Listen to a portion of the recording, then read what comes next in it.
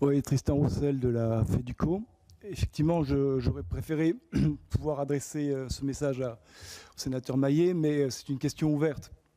Donc, la FEDUCO, c'est la fédération du covoiturage qui porte les acteurs les plus représentatifs du covoiturage, mais pas tous.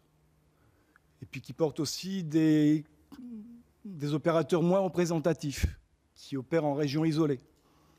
Et donc, bien évidemment, on est tous un peu à cran sur la PLF 19 et sur la LOM, et qui prévoit qu'une contribution de l'employeur aux frais de covoiturage des salariés serait un sacré levier pour l'ensemble de ces opérateurs.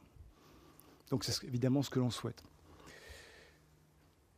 Et par ailleurs, la question qu'on s'est posée, on s'est dit, mais c'est quand même bizarre parce que dans l'enquête nationale des transports de 2008, on avait 530 000 covoitureurs qui n'échangeaient pas d'argent.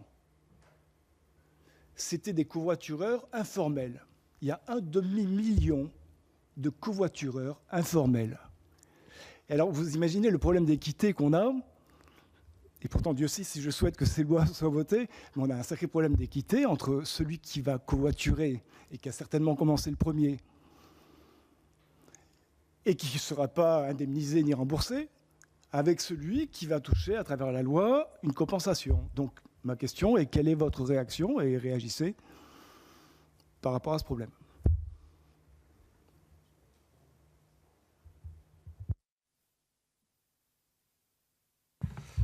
Enfin, le taux d'occupation, le nombre de personnes par voiture en heure de pointe, c'est 1,03 ou 4 dans toutes les agglomérations en Europe. Donc c'est sûr qu'il y a des réserves de capacité dans les voitures, c'est le principe du covoiturage pour du domicile-travail. Après, il y a bien d'autres obstacles à lever pour traduire cette potentialité en réalité. Moi, j'ai envie de dire, qu'importe, hein, si on y arrive, tant mieux. Je veux dire, voilà, après, s'il y a des gens qui veulent basculer dans le système subventionné, indemnisé plutôt, indemnisé par leur employeur et qui peuvent le faire, tant mieux. Est-ce que ça arrêtera, empêchera les autres de le faire? Non. J'ai envie de dire, voilà, dans le passé, il y a des gens aussi qui ont installé du solaire par conviction et ils n'étaient pas au tarif EDF à 50 centimes ou 30 centimes. Est-ce qu'il fallait... voilà, bon, ben non. Je ne pense pas que ça n'a pas convaincu ces gens-là d'arrêter. Donc voilà, moi j'ai envie de dire, si on peut développer la pratique, développons-la. Et si c'est un outil qui fonctionne et qui soit finançable, parce que c'est quand même le titre de cette conférence, on ne rase pas gratis. Donc tant mieux, allons-y. Peut-être pour compléter, par rapport à ce qui est prévu dans la LOM, l'objectif en effet c'est bien d'apporter un forfait mobilité aux personnes qui viendraient en vélo ou qui covoitureraient. Et en parallèle donc, de ces réflexions dans la LOM, il y a actuellement un travail, je pense que je vous ai vu à la réunion sur la preuve de covoiturage, donc vous faites partie de ces travaux. Et l'objectif, c'est bien que ce registre de preuve de covoiturage, il soit ouvert aux collectivités, il transite par les opérateurs, mais qu'il puisse aussi transiter par les plateformes qui seraient opérées par les employeurs.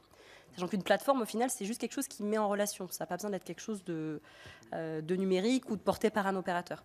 Donc je pense qu'on est encore aux prémices, en effet, de ce registre de preuve de covoiturage, mais je pense qu'il y a bien dans l'idée de ne pas laisser de côté le covoiturage informel tel qu'il existe. C'est juste qu'il va falloir, voilà, avancer en marchant et construire ce registre pour qu'il puisse couvrir tous ces cas-là. Si je peux juste ajouter un élément sur les récompenses, c'est-à-dire qu'au-delà d'avoir un élément d'ordre financier, ça va être la facilité d'accéder à l'infrastructure. Donc on revient sur les voies réservées, on revient sur l'accès à l'infrastructure, et donc que l'on soit un covoitureur informel ou un covoitureur qui s'inscrit dans cette nouvelle dynamique, l'accès à l'infrastructure sera facilité tout autant pour ces personnes qui auront un gain de temps, qui auront une satisfaction de l'usage du service. Donc on peut aussi essayer de tendre vers ces facilités qui seront proposées par les territoires.